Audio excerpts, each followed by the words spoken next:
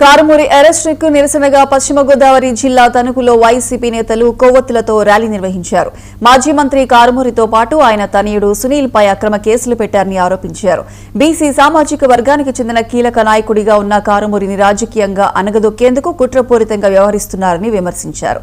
తాము శాంతియుతంగా కొవ్వొత్తులతో నిరసన ర్యాలీ నిర్వహిస్తుంటే కూటమి ప్రభుత్వం ఓర్వలేక పోలీసులను అడ్డుపెట్టుకుని కార్యక్రమానికి ఆటంకాలు కల్పించిందని ఆవేదన వ్యక్తం చేశారు.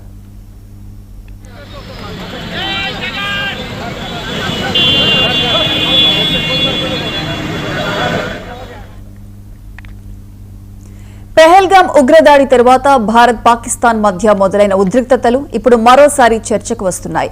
26 మంది పర్యాటకుల ప్రాణాలు తీసిన ఆ దాడికి భారత్ సైనికంగా ఇచ్చిన సమాధానం పాకిస్తాన్ కు భారీ హెచ్చరికగా మారింది. ఉగ్ర స్థావరాలపై దాడులతో మొదలైన ఆపరేషన్ సింధూర్ ఆ తర్వాత పాక్ సైనిక స్థావరాల వరకు వెళ్లింది. బ్రహ్మోస్ క్షిపణులతో పాక్ ఎయిర్ బేస్లను భారత్ లక్ష్యంగా చేసుకోవడం ఇరు దేశాల మధ్య ఉద్రిక్తతలను తారాస్థాయికి తీసుకువెళ్లింది. అసలు పెహల్గాం దాడి తర్వాత భారత్ ఎలాంటి సైనిక వ్యూహాన్ని అమలు చేసింది? షహబాజ్ షరీఫ్ వ్యాఖ్యలు ఏం సూచిస్తున్నాయి?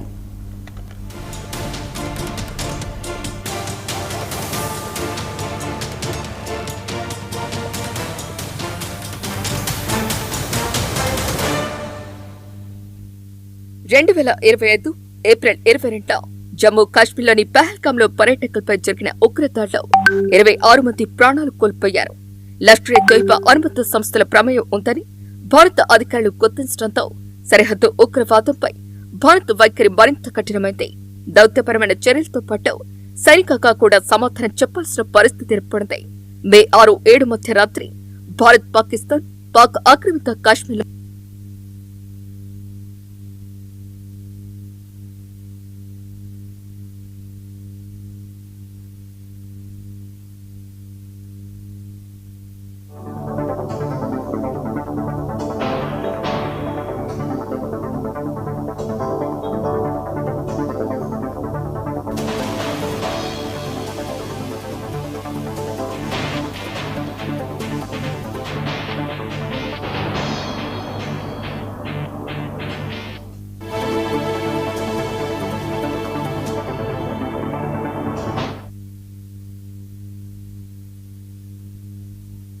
వ్యాప్తంగా వర్షాలు తక్కువ కురిసే ఛాన్స్ ఉందని అవనిగడ్డ ఎమ్మెల్యే మండలి బుద్ధ ప్రసాద్ అన్నారు.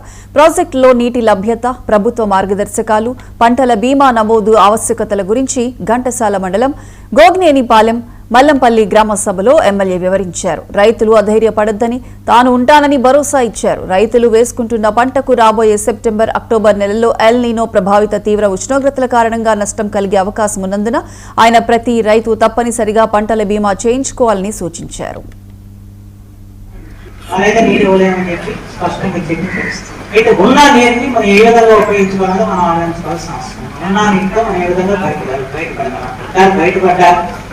అదే తుఫాన్ వస్తూ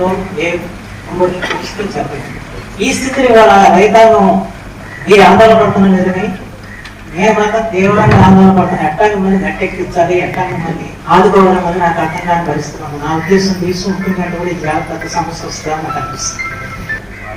నీళ్ళుంటే తప్పనిసరిగా ఎక్కడ కొన్ని నేను వెనకాలను నాకు రాజకీయ పదవుల తర్వాత ప్రజలు ముఖ్యమైన భావించే వ్యక్తి ఏం ధనబలం లేదు, మీ బలం తప్ప, జనబలం తప్ప ఏ బలం లేదు. ఈ జనానికి ఈ పరిస్థితుల్లో మనం ఏ విధంగా ఈ రైతాంగాన్ని రక్షించుకోవాలన్నది పెద్ద ప్రశ్నార్థకమైన అంశంగా ఉంటుంది. ఎందుకంటే ఇది ఎఫెక్ట్ 2 ఏళ్ళు ఉంటుందనుకున్నాం.